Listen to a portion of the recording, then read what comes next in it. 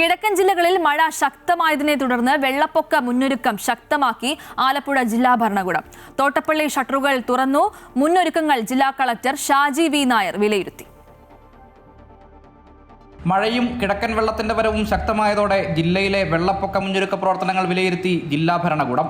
Collector Shaji V നായരുടെ നേതൃത്വത്തിൽ തോട്ടപ്പള്ളി പൊഴി സന്ദർശിച്ച സ്ഥിതിഗതികൾ വിലയിരുത്തി. അപ്പർ കുട്ടനാട് മേഖലയിൽ വെള്ളമുയർന്നു തുടങ്ങുന്ന സാഹചര്യം കണക്കിലെടുത്ത് തോട്ടപ്പള്ളി സ്പിൽവേ ഷട്ടറുകളും തുറന്നു.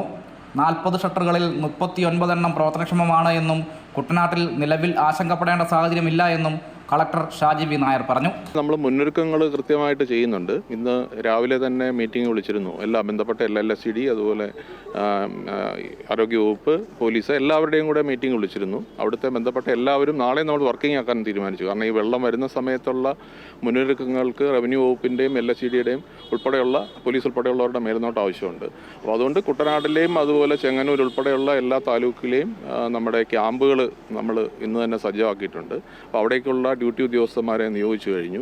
അപ്പോൾ ഇതിലെ വെള്ളം പ്രധാനമായി ഒഴുകി പോകുന്നത് നമ്മൾ ഈ പറഞ്ഞ പോലെ തോട്ടപ്പള്ളി സ്പിൽവേയിലാണ്. അതുകൊണ്ടാണ് നമ്മൾ ഇന്നിവിടെ കൃത്യമായ ഒരു പരിശോധന കൂടെ നടത്തിയത്. 39 ഷട്ടറുകൾ വർക്കിംഗ് ആണ്. 40 ഷട്ടറുകൾ 39 ഷട്ടറും വർക്കിംഗ് ആണ്.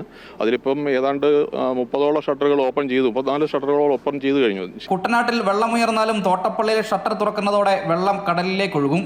അതിനാൽ തന്നെ വെള്ളപ്പൊക്ക ഭീതി വേണ്ട.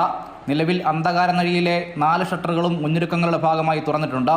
ജില്ലയിൽ ആദ്യം വെള്ളമുയരുന്നത് ചെങ്ങന്നൂരിലാണ്. ഇത് കണക്കിലെടുത്താണ് ജില്ലാ കളക്ടറുടെ നേതൃത്വത്തിൽ തയ്യാറെടുപ്പുകൾ മുൻകൂട്ടി ആരംഭിച്ചത്. അതേസമയം തോട്ടപ്പള്ളിയിലെ ഷട്ടറുകളിൽ ഭൂരിഭാഗവും പ്രവർത്തനക്ഷമമല്ല എന്നാണ് നാട്ടുകാർ ഉന്നയിക്കുന്ന ആക്ഷേപം. അമൃത ന്യൂസ്, ആലപ്പുഴ.